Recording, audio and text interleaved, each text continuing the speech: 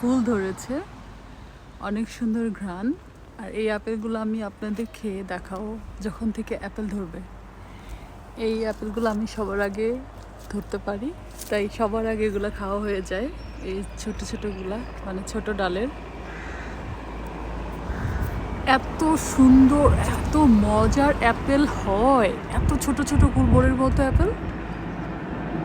এইটা হচ্ছে অ্যাপেল গাছের ফুল। আমি কখনোই দেখিনি অ্যাপেল গাছের ফুল।